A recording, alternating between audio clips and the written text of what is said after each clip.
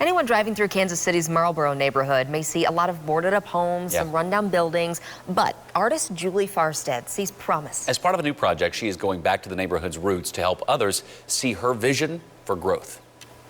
Much like the flowers in your garden, these are cardinal flower, which hummingbirds love. a healthy neighborhood requires nurturing. Last year, I believe it was, Marlboro was declared a blighted neighborhood. There are lots of buildings that are boarded up just on my street alone. Artist Julie Farstead decided to turn the mess into a message. My project is called Flowers for Marlboro. She paints pictures of native plants at her studio at the Kansas City Art Institute, then hangs them on vacant homes and buildings in her neighborhood. I thought I could draw attention to the neighborhood blight with using these images of native plants as signs of hope. Her goal is to highlight how harmful policies from the past, Everything this side of Troost you couldn't get a mortgage for, you couldn't get a home improvement loan. are still impacting this neighborhood today. So everyone over here couldn't build any generational wealth. And her focus is not only on the homes and the buildings,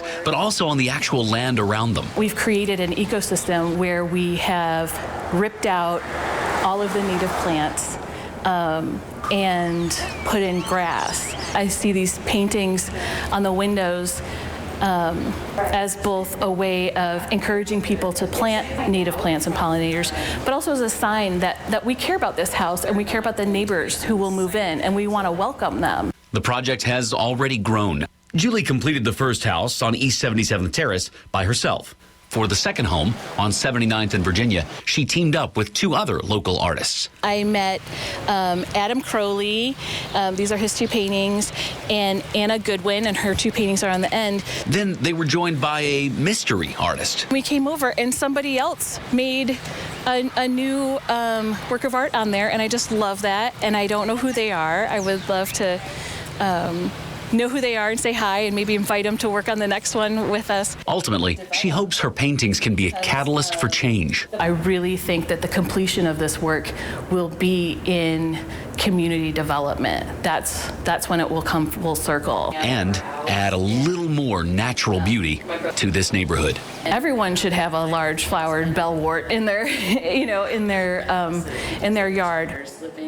Really beautiful work. The project is funded by a fellowship endowment through Julie's job as a professor at the Kansas City Art Institute. She's already working on the paintings for the next location, which will be the former Marlboro Elementary School building on East 75th. She also plans to get kids involved by organizing some pop-up painting sessions where they can come learn about both the plants that they're painting and paint pictures that will be hung on the school's boarded up windows. Pretty great. There's also a second element to this project, too.